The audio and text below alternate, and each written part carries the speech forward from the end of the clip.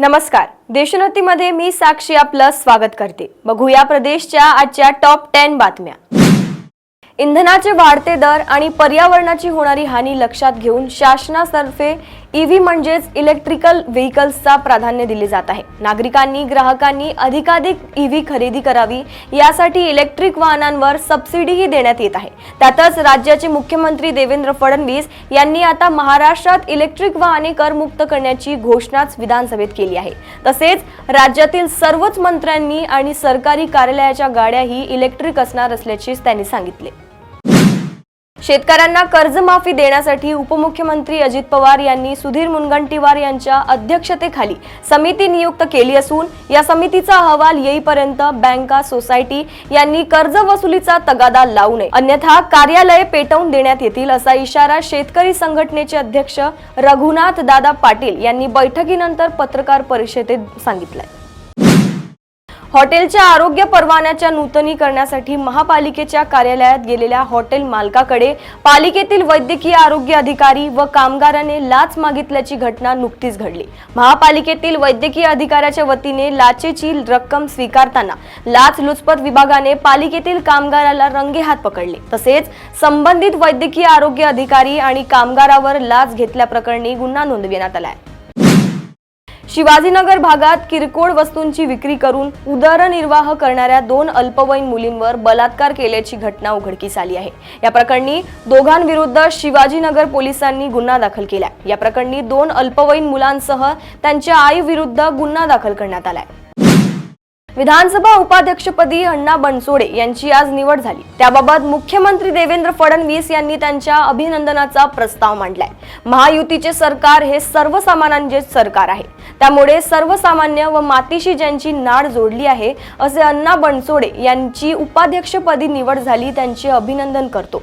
अण्णा म्हणजे मोठा भाऊ असं मुख्यमंत्री देवेंद्र फडणवीस हे म्हणाले आहेत।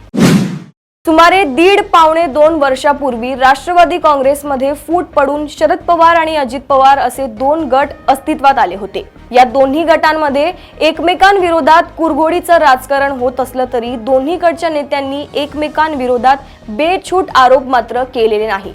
गेल्या काही दिवसांपासून राष्ट्रवादीच्या दोन्ही गटातील नेत्यांमध्येही तशी जवळीक दिसून येत आहे। त्या पार्श्वभूमीवर आता शरद पवारच अजित पवारांसोबत जातील असं वाटू लागलंय, असा दावा बच्चू कडू यांनी केलाय।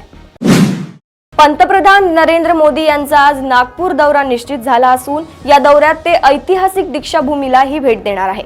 त्या पार्श्वभूमीवर नागपूर पोलिसांच्या बॉम्ब शोधक व नाशक पथकाने आज दीक्षाभूमीमध्ये जाऊन सुरक्षेचा प्राथमिक आढावा घेतलाय। यावेळी बीडीएसच्या पथकाकडून दीक्षाभूमीच्या प्रत्येक कानाकोपऱ्याची पाहणी केली। पंतप्रधानांची विशेष सुरक्षा आणि नुकतंच नागपुरात झालेल्या हिंसाचाराच्या पार्श्वभूमीवर पोलीस प्रशासन पंतप्रधानांच्या दौऱ्यादरम्यान सुरक्षा अत्यंत चोख ठेवणार आहे। विधानसभा निवडणुकीनंतर कोकणात ठाकरे गटाला मोठा दणका देण्याची तयारी महायुतीचे नेते करत आहे। रायगड जिल्ह्यातील महाडच्या माजी नगराध्यक्ष आणि मंत्री भरत शेठ गोगावले यांच्या विरोधात विधानसभा निवडणूक लढवलेल्या स्नेहल जगताप या महायुतीत प्रवेश करणार असल्याची चर्चा गेले अनेक दिवस सुरू होती।